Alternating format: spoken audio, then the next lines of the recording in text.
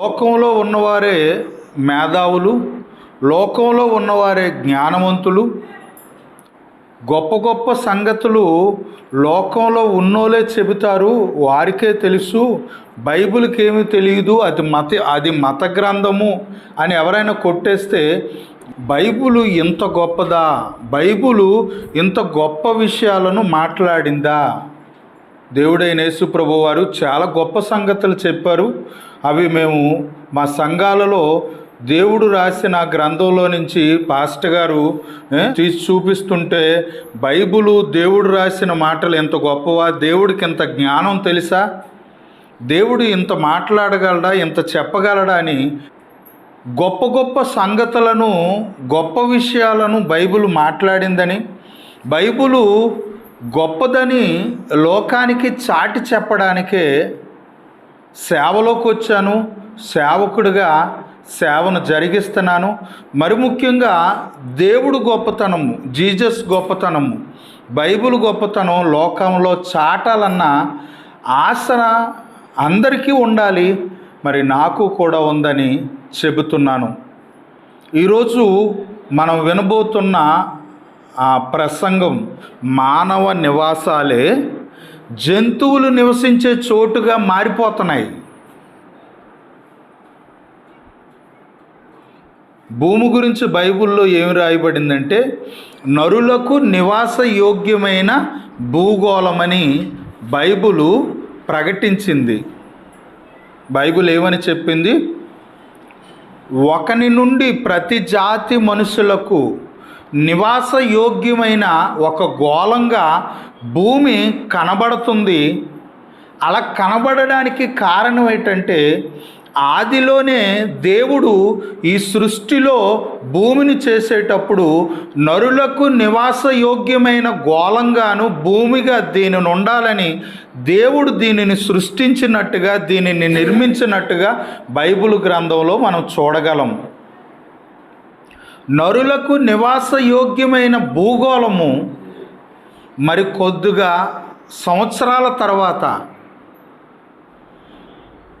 రాబోయే కాలానికి నరులు నివసించే చోటుగా, నరులు నివసించే స్థలంగా ఇది ఉండదని చాలామంది మాట్లాడుకొని వేరొక చోటులు వెతుక్కుంటున్నారు. సృష్టిలో వేరొక గ్రహాలలో నివాసాలను ఏర్పరచుకోవడానికి ఆశపడుతున్నారు. భూమి చిరకాల నివాసము కాదు. మనుషులు చిరకాల నివాసము చేయాలని ఆశపడుతున్నారు. శాశ్వత నివాసం అనేది భూమి మీద లేదు. ఎత్తైన భవనాలు కట్టుకొని ఎంతో దృఢంగాను ప్రతిష్టంగా ఉండే ఇల్లులను నిర్మించుకొని మనం ఉంటున్న ఈ జీవితము శాశ్వతమైనది అనుకొని కలలు కంటున్నారు. భూమి శాశ్వతమైనది కాదు. చిరకాల నివాసము ఇక్కడ చేయలేము, ఇక్కడ లేదు, మరొక చోట ఉందని పరిశుద్ధ గ్రంథమైన బైబిలు ప్రకటిస్తుంది. భూమి అనేది ఎవరికి నివాస యోగ్యమైనది? మనుషులు నివసించే చోట్లు జంతువులు నివసించే చోటుగా మారిపోతున్నాయి. వాటికి కారణాలను కూడా బైబిల్ ద్వారా వెతుక్కుందాం. క్రైస్తవులైన వారందరూ చూపించాలి. ప్రపంచంలో ఉన్న మనుషులారా, మీరు చదువుకునే టెక్స్ట్ బుక్ ఇది. బ్రతుకును ఎలా నడిపించుకోవాలో తెలియజేసే పాఠ్య పుస్తకం. దీనిని చదవండి అని లోకానికి చాటి చెప్పే క్రైస్తవులుగా మనందరం మారాలి. అందరూ బైబిల్ తెరవాలి. యెషయా గ్రంథము 13వ అధ్యాయము 19వ వచనము నుండి 22వ వచనం వరకు చదువుకుందాం. అప్పుడు రాజ్యములకు భూషణమును, కల్దీలకు అతిశయాస్పదమును, మహత్యమునగు బబులోను దేవుడు పాడు చేసిన సొదొమ గొమొర్రా వలెనగును. బబులోను దేవుడు పాడు చేసిన సొదొమ గొమొర్రా వలె అగును. బబులోను రాజ్యాన్ని దేవుడు పాడు చేయబోతున్నాడట. ఎలా పాడు చేయబోతున్నాడంటే సొదొమ గొమొర్రా అనే పట్టణాల గురించి మాట్లాడుతున్నాడు. సొదొమ గొమొర్రాని నేను ఎలాగైతే పాడు చేశానో, మనుషులు నివసించే చోటుని తర్వాత మనుషులు నివసించటానికి భయపడే చోటుగా దానిని మార్చేశాడట. ఈరోజు ఇక్కడ మనం నివాసం చేస్తున్నామా? మనము నీతిగా బ్రతకకపోతే, దుష్టులుగా పాపులుగా బ్రతికితే, మనము నివసించే ఈ చోటుని దేవుడు ఏం చేయబోతున్నాడంటే అడవి మృగాలు, అడవి జంతువులు నివసించే చోటుగా మార్చబోతున్నాడు. కాబట్టి భూమి మీద బ్రతుకుతున్న మనుషులారా, మీ ప్రాంతాలు, మీ స్థలాలు జంతువులు నివసించే చోటుగా మారకన్నా ఉండాలంటే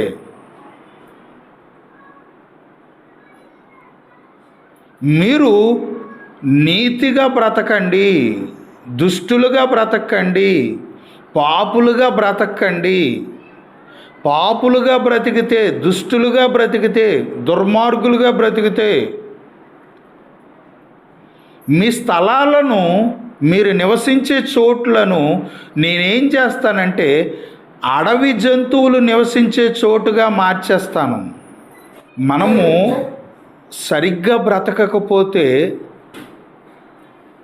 బ్రతుకుని తీసేస్తాడు, అసలు నివసించే చోటు కూడా లేకన్నా చేస్తాడు.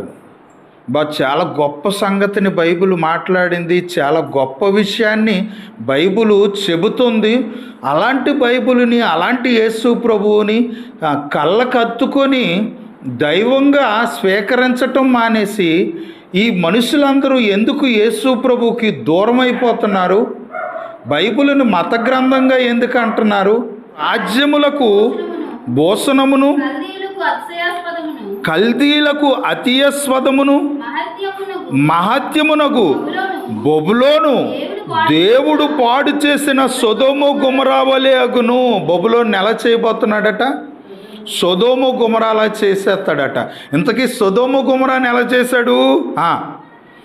అది మరి అన్నడు నివాస స్థలంగా ఉండదు. అబ్బా, ఎవరు నివసించే స్థలంగా ఉండదు? మనుషులు నివసించే స్థలంగా సొదొమ గొమొర్రా ఒకప్పుడు ఉండేది. మనుషులు నివసించే చోటే మనుషులు నివసించడానికి వీలు లేకన్నా చేసేసి అడవి జంతువులకు నివాస స్థలంగా మార్చేశాడు సొదొమ గొమొర్రాలను. కారణం దుష్టులు ఎక్కువైపోయారు, కారణం పాపులు ఎక్కువైపోయారు, కారణం నీతిమంతులు అనేవారు లేకపోవటం. దేవుడు సొదొమ గొమొర్రాను కాయాలనుకున్నాడు. అబ్రాహాముకి మాట ఇచ్చాడు, నేను కాస్తాను, అక్కడ ఒక 10 మంది నీతిమంతులను చూపించు. నీతిమంతుల కోసం దుష్టులను, పాపులకు కూడా లైఫ్ ఇచ్చేస్తాను. ఈరోజు భూమి మీద చెడ్డోళ్ళకి బ్రతుకు రావటానికి కారణం మంచోళ్ళండి. మన బ్రతుకు చెడ్డగా ఉండి కూడా బ్రతికేస్తున్నామంటే కారణం ఏంటంటే నీతిమంతులు. గోధుమలతో పాటు గురుగులు పెరుగుతున్నాయట. పొలంలోని గోధుమలతో పాటు గురుగులు పెరుగుతున్నాయట. కాబట్టి గోధుమలకు ఇబ్బంది జరగకన్నా గురుగులను తీసేస్తానంటే బైబిల్ ఏమన్నది? దేవుడు ఏమన్నాడు? అప్పుడే గురుగులను తీయకు, గురుగులను తీస్తే గోధుమలకు ఇబ్బంది జరుగుతుంది. కాబట్టి ఒక టైం వచ్చేటప్పుడు గోధుమలను కొట్లోకి తీసుకెళ్దాం, గురుగుల్ని కాల్చి వేద్దాము, అంతవరకు గోధుమలతో పాటు గురుగులకు కూడా లైఫ్ ఇచ్చేద్దాం అన్నాడు. మానవ నివాసాలు జంతువులు నివసించే చోటుగా ఎందుకు మారాయి? ఎందుకు మారుతున్నాయి? ఎందుకు మారబోతున్నాయి అని అంటే బైబిల్ అంటుంది, అది మరి ఎన్నడూ నివాస స్థలంగా ఉండదు. తరతరములకు దానిలో ఎవడు కాపురముండడు. అరబ్బీయులలో ఒకడైనను అక్కడ తన గుడారము వెయ్యడు. గొర్రెల కాపురులు తన మందలను అక్కడ పరుండనియ్యరు. నక్కలక్కడ పండుకొనును. గొర్రెపోతులు వారి ఇండ్లలో ఉండును. నిప్పుకోళ్ళు అక్కడ నివసించును. కొండమేకలు అక్కడ గంతులు వేయును. వారి నగరాలలో నక్కలు, వారి సుఖ విలాస మందిరములో అడవి కుక్కలు మొరలిడును. ఎలా మార్చేశాడట? మనుషులు నివసించే సొదొమ గొమొరాని జంతువులు నివసించే చోటుగా మార్చేశాడట. కారణం ఏంటి?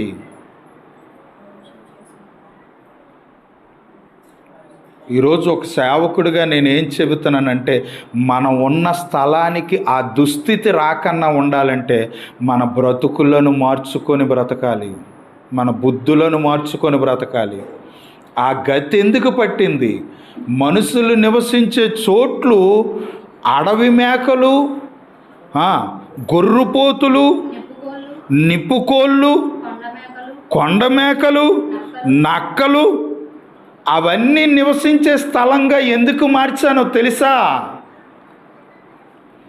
దుష్టులు ఎక్కువైపోయారు, పాపులు ఎక్కువైపోయారు, నీతిమంతులు తక్కువైపోయారు. అందుకే నేనేం చేశానంటే అసలు మనుషుల్లే లేకన్నా చేశాను. ఒకవేళ మనుషులుంటే రోగాలతో నింపేశాను. ఇంకా రోగాలతో నింపిన మనుషులు మారట్లేదని మనుషుల్ని లేపడం చేశాడు. అసలు వారు నివసించే చోటునే లేకన్నా చేస్తే బాగుంటుందని నివసించే చోటుని జంతువులు నివసించే చోటుగా మార్చేశాడట. జంతు ప్రపంచం అనగానే అది ఒక చోటు వేరేగా ఉంటుంది, అవునా? మనుషులు నివసించే చోట్లు వేరు, జంతువులు నివసించే చోట్లు వేరు. మనుషులు నివసించే చోటుని జంతువులు నివసించే చోటుగా దేవుడు ఎందుకు మారుస్తున్నాడు? కారణం ఏంటి? నరులు నివసించే భూగోళము, నరజాతితో నిండిపోవలసిన భూమి జంతువులతో ఎందుకు నిండిపోతుంది? ఒకప్పుడు మనుషులు తలదాచుకునేవారు, ఇక్కడ పిల్లలు ఆడుకునేవారు, ఇక్కడ మనుషుల కేకలు వినబడేవి. మానవ కేకలు వినబడిన పట్టణాలు, మానవ కేకలు వినబడిన చోట్లు నక్కల అరుపులతోనూ ఎందుకు నిండిపోతుంది? మనుషులారా కళ్ళు తెరవండి, మనుషులారా ఆలోచించండి అని దేవుడు తన భక్తుల ద్వారా చెబుతున్నాడు. అసలు క్రైస్తవ్యానికి మనిషికి చెప్పవలసిన ప్రసంగాలు ఇవి. స్తుతించండి దేవుడిని, మంచిదే. ఇటు జీవితాంతం స్తుతే. దేవుణ్ణి స్తుతించడం తప్ప రైట్ అంటే దేవుణ్ణి స్తుతించమన్నది. ఇటు జీవితాంతం స్తుతించడమే. ఒక ఆత్మను కూడా రక్షించవా? మనిషిని కాపాడవా? మనిషిని కాపాడాలంటే ఏం చేయాలి? ఏ ప్రసంగం చేయాలి? ఈరోజు మీరు వింటున్న ప్రసంగం అద్భుతమైనది. బాగా చదువుకున్న పండితులను కూర్చోబెట్టి ప్రసంగం చేయాలి. ఇది మానవ నివాసాలు జంతువులు నివసించే చోట్లుగా మారిపోతున్నాయి. మనుషులను మేల్కొల్పండి, మనుషులను నిద్ర లేపండి, మనుషులను తట్టండి. ఎందుకు ఇలా మారుతున్నాయి ఆలోచించండి. ఒకప్పుడుకి ఒక రోజుకి నరులు నివసించే చోటుగా భూమి ఉండదు, అగ్నిగోళంగా మారిపోతుంది. ఒకప్పుడు భూమి అనే గోళం మీద మనుషులు నివసించేవారని మాట్లాడుకునే ఆ దుస్థితి భూమికి ఎందుకు రాబోతుంది? ఎందుకు భూమి శాపాలకు గురవుతుంది? మానవ జాతి తలదాచుకునే చోట్లు ఎందుకు ఇలా మారుతున్నాయి? ఇర్మియా గ్రంథము 50వ అధ్యాయము 38 నుండి 40 వరకు. నీళ్లకు ఎద్దడి తగులును, అవి ఇంకుపోవును. అది చెక్కబడిన విగ్రహములు గల దేశము. జనులు జనులు భీకర ప్రతిమలను బట్టి పిచ్చి చేష్టలు చేయుదురు. మానవ నివాసాలు జంతువులు నివసించే చోటుగా ఎందుకు మారుతున్నాయంటే మనుషులు చేస్తున్న పిచ్చి చేష్టలట. మానవ నివాసాలు జంతువులు నివాసాలుగా ఎందుకు మారిపోయాయంటే మనుషులు పెద్ద విగ్రహాలు కట్టుకుంటున్నారట. మానవ నివాసాలు జంతువులు నివసించే చోటులుగా ఎందుకు మారుతున్నాయంటే వారు నిర్మించుకున్న విగ్రహాలే, వారు నిర్మించుకున్న ప్రతిమలే. మానవ నివాసాలు జంతువులు నివసించే చోటులుగా ఎందుకు మారుతున్నాయంటే ఇవి కారణాలని ఇర్మియా భక్తుడు చెప్తున్నాడు. ఎందుచేత తలదాచుకునే చోట్లు. మీరు వెళ్ళి చూడండి సొదొమ గొమొర ప్రాంతాలను. ఒకప్పుడు మనుషులు ఇక్కడ తలదాచుకునేవారని ఇప్పుడు రుజువులతో మన కళ్ళ ముందు పెట్టాడు ఈ భూమి మీద దేవుడు. మీరు చేసిన ఈ పనులను బట్టి అడవి పిల్లులు నక్కలను అక్కడ నివసించును, నిప్పుకోళ్ళు దానిలో నివాసము చేయును. ఇక మీదట అది అన్నడును నివాస స్థలంగా ఉంచదు ఇంకా దేవుడు. ఇంక మీదట అక్కడ మనుషులు నివసించరు. ఇంకా మనుషులు పిల్లల కేకలు పిల్లల ఆటలు అవన్నీ ఇంకా అక్కడ వినబడవు. తరతరములు తరతరాలు, ఇంకా మన తరం కాదు, రాబోయే తరం కాదు, ఇంకొక 10 ఒక 20 30 40 తరాలైనా కూడా అక్కడ ఏ తరములు కూడా కాపురం ఉండరు. దేవుని మాట, దేవుడినైనా నా మాట ఇదే, మీ నివాసాలను నేను జంతువులు నివాసాలుగా ఎందుకు మారుస్తున్నానో మనుషులారా ఆలోచించండి. 44వ వచనం, చిరకాల నివాసము పట్టుకొనవలెనని మనుషులు అనుకుంటుండ్రట. చిరకాల నివాసము ఇక్కడ మనం చేసుకుందాం, ఇక్కడ నివసిద్దాం, చిరకాలం ఇక్కడే బ్రతుకుదాం అనుకుంటున్నారట. చిరకాల నివాసము భూమి మీద మనిషికి లేదు. భూమి ఓనర్ గారి పేరేం పేరు? దేవుడు. ఇర్మియా గ్రంథం 49 అధ్యాయం 18వ వచనం. ఇర్మియా గ్రంథం 49:18. సొదొమయు గొమొరయు వాటి సమీప పట్టణాలు, సొదొమ గొమొర కాదు, వాటితో కొన్ని పట్టణాలను కూడా, కొన్ని పట్టణాలు ఉండేవి సొదొమ గొమొర లాగే. ఆ పట్టణాలలో కూడా మనుషులు నివసించేవారు. సొదొమ గొమొరతో పాటు చుట్టూ ఉన్న పట్టణాలు వారు కూడా పాడైపోయారు.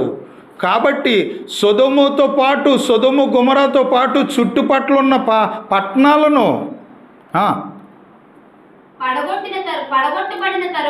పడగొట్టబడిన తరువాత వాటిలో ఎవడు కాపురం ఉండకపోవును. ఏ మనుష్యుడు అక్కడ కాపురం ఉండడు, ఏ నరుడు దానిలో బస చెయ్యడు. చాలు, చిరకాల నివాసం కట్టుకోవాలి, శాశ్వత కాలం ఇక్కడ ఉండిపోవాలని ఎన్నో కలలు కన్నారు మనుషులు. వాళ్ళ కలలన్నీ కలలుగానే మిగిలిపోయాయి అన్నమాట. క్రీస్తు 2వ రాకడలో శాశ్వత నివాసంలోకి వెళ్ళిపోబోతున్నాం. పరలోకం శాశ్వత నివాసం, దేవుడుండే లోకం శాశ్వత నివాసం, అక్కడికి వెళ్ళిపోబోతున్నాం. అది చిరకాల నివాసం, ఇది కాదు. జెఫన్యా గ్రంథం 2వ అధ్యాయం 13-14. ఆయన ఉత్తర దేశం మీద తన హస్తమును చాపి అష్షూరు దేశమును నాశనము చేయును, నినేవే పట్టణమును పాడు చేసి దానిని. అబ్బా, ఇప్పుడు మీరు చరిత్రకారులు మాట్లాడుతున్నారు, ఇదంతా ఒకప్పుడు మనుషులు నివసించే చోటు, ఇది ఎడారిగా మారిపోయిందని విన్నారా ఎప్పుడైనా వార్తల్లోని? భూమి మీద అన్వేషణ చేస్తున్న వాళ్ళు ఒకప్పుడు ఇప్పుడు ఇది ఎడారి కానీ ఒకప్పుడు మనుషులు ఇక్కడ నివసించేవారని మాట్లాడుతున్నారు. నినివే నీ దేవుడు ఏం చేశాడట? నినివే పట్టణాన్ని ఒకప్పుడు మనుషులు నివసించారు, ఇప్పుడు అది పాడు తిప్పలుగా మారిపోయింది, ఈ ఎడారిలోకి చేస్తాడట. ఇంకా ఎడారిలో మనుషులు ఎక్కడ నివాసం చేస్తారు?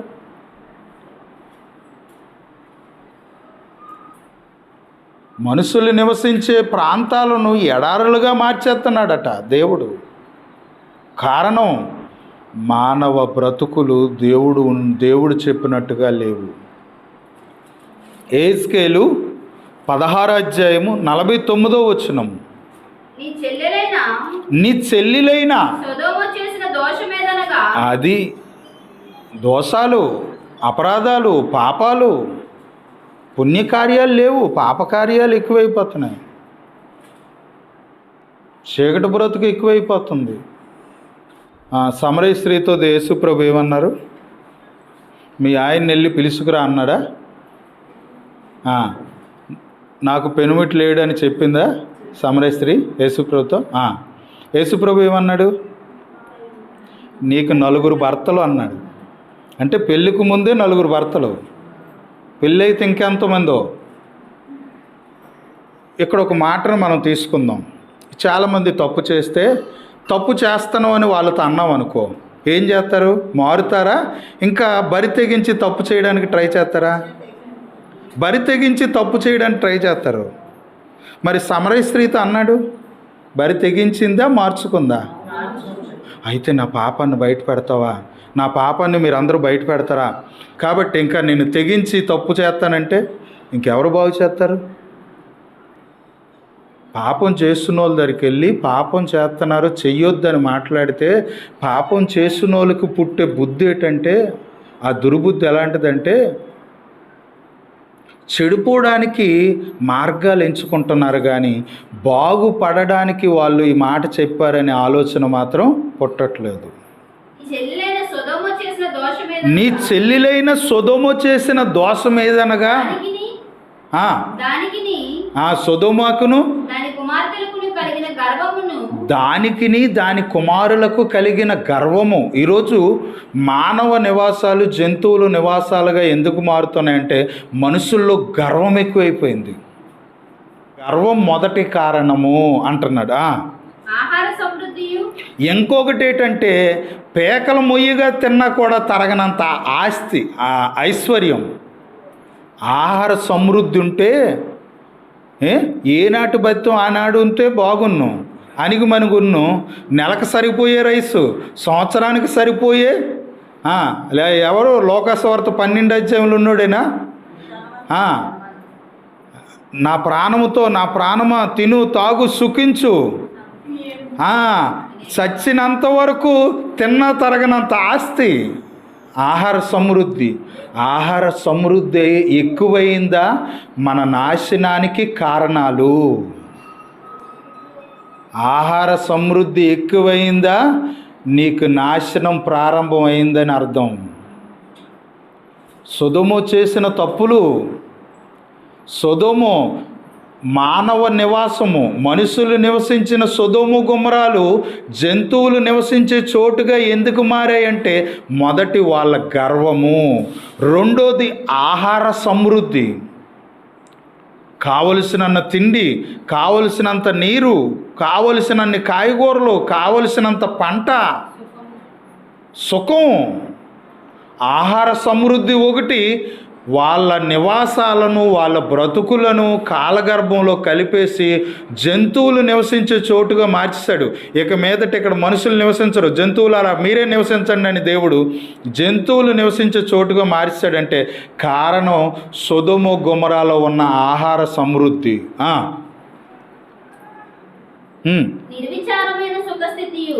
నిర్విచారమైన సుఖస్థితి, సుఖం,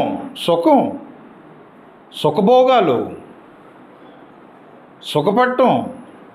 లోకస్వార్త 16 ధనవంతుడు ఒకడుండెను, వాడు ప్రతిదినము బహుగా సుఖపడుచుండెను. సుఖం, సుఖాలకు వెళ్ళినా, ఆహార సమృద్ధి ఎక్కువ ఉన్నా, గర్వం ఎక్కువ ఉన్న మన జీవితాలు, మన నివాసాలు జంతువులు నివసించే చోటుగా మనల్ని తీసేసి జంతువులు నివసించే చోటుగా మార్చేస్తాడు దేవుడు. ఆదికాండము 18వ అధ్యాయము 20వ వచనము 26వ వచనము. మరియు యెహోవా సొదొమ గొమొర్రా చేసిన పాపము బహు భారమైపోయింది. 26వ వచనం. యెహోవా సొదొమ పట్టణములో 50 మంది నీతిమంతులు నాకు కనబడిన యెడల దేవుడునైన నాకు కనబడిన ఎడల వారిని బట్టి ఆ 50 మంది అయిన నీతిమంతులను బట్టి ఆ స్థలమంతటిని ఆ సొదొమ గొమొర్రా ప్రాంతాలను, పట్టణాలను కాయుదును. కాస్తాను నేను అన్నాడట. ప్రియమైన దేవుని పిల్లలారా, అంటే సొదొమ గొమొర్రా ఉన్న పట్టణాలన్నీ కూడా జంతువులు నివసించే చోటుగా ఎందుకు మారాయంటే సొదొమలో నీతిమంతులు లేరట, అందరూ అనీతిమంతులేనట, అందరూ దోషులేనట, అందరూ పాపులేనట. ఎంతమంది ఉంటే కాస్తానన్నాడు? ఎంతమంది ఉంటే సొదొమ గొమొర్రాలను వదిలేస్తానన్నాడు? మనుషులు నివసించే చోటుగా దానిని ఇంకా కొంతకాలం ఉండనిస్తాను. ఒక 50 మంది, ఒక 10 మంది నీతిమంతులు అంటే ఇక్కడ మీరు బాగా ఆలోచించండి. అంటే నీతిమంతుల కోసం పాపులను వదిలేస్తున్నాడు, విడిచిపెట్టేస్తున్నాడు. నీతిమంతుల వలన పాపులు బ్రతికిపోతున్నారు, నీతిమంతుల వలన చెడ్డోళ్ళు బ్రతికిపోతున్నారు, నీతిమంతుల వలనే వీళ్ళకి లైఫ్ టైం ఉంది. మంచోలే చెడ్డోళ్ళకి లైఫ్ టైంని ఇస్తున్నారు. అది చెడ్డోళ్ళు అర్థం చేసుకోవాలని పరిశుద్ధ గ్రంథం అయిన బైబిల్ చెబుతుంది. 50 మంది ఉంటే కాస్తాడా? అంటే ఎవరి కొరకు ఎవరిని కాస్తాడు? 2 పట్టణాలలో ఉన్న ప్రజలను, 2 పట్టణాల్లో ఏదో ఒక పట్టణంలో 50 మంది ఉంటే చూపించు, పోనీ 10 మంది ఉంటే చూపించు. 10 మంది వలన మిగిలిలో లేవన్ను సమీపించట్లను దుష్టులతో కూడా నీతిమంతులను నాశనము చేయుదువా? ఎవరే దుష్టుల మీదకి నాశనం వచ్చిందంటే పర్వాలేదు, దుష్టుల మధ్య నీతిమంతులు ఉంటే మరి నీతిమంతుల మీదకి నాశనం వచ్చి ఎలాగా? కాబట్టి నీతిమంతులు ఒక 10 మంది ఉన్నా దుష్టులు ఎంతమంది ఉన్నా వదిలేస్తాను అంటే దుష్టులకు లైఫ్ ఎక్కడి నుండి వచ్చింది? నీతిమంతుల వలన. నీతిమంతులనే వారు ఉంటే దుష్టులకు లైఫ్ వస్తుంది. అంటే చెడ్డదారుల్లో వెళ్ళేవారు కనబడినప్పుడు ఇది చెడ్డదారి, ఈ దారిలో నడవకు, మంచి దారిలోకి రా అని చెప్పాలి, మనం చెప్పాలి. ఆ దారిని ఇంక వదిలేసాయి, ప్రేమతోనైనా చెప్పాలి, జోకొట్టైనా నవ్వుతూ అయినా. కొంతమందికి నవ్వుతూ మాట్లాడితేనే ఇష్టం, కొంతమందికి జోకొట్టితే మాట్లాడితేనే ఇష్టం, కొంతమందికి తిడితే కొంతమందికి పడదనమాట, కొంతమందికి కొట్టినా పడదు, కొంతమందికి గసిరినా పడదు, కొంతమందికి కోపంతో చెప్పినా పడదనమాట. కాబట్టి మనుషుల్లో ఇలాంటి వారు ఉన్నారు. కాబట్టి ఏదో రూపంలో మానవ నివాసాలు ఎప్పటికీ కూడా మానవ నివాసాలుగానే ఉండాలి. అలా ఉండాలంటే మనుషుల మధ్య దుష్టులు ఉండకూడదు, పాపులు ఉండకూడదు. నీతిమంతులుగా మారితే మానవ నివాసాలు ఎప్పటికీ మానవ నివాసాలుగానే ఉంటాయి. దానితో పాటు నాశనం కూడా రాదు, దానితో పాటు దేవుడే కాస్తాడని వాక్యంలో రాయబడింది. మా యూట్యూబ్ ఛానల్ని సబ్స్క్రైబ్ చేయండి. అందరికీ క్రీస్తు నామమున వందనాలు.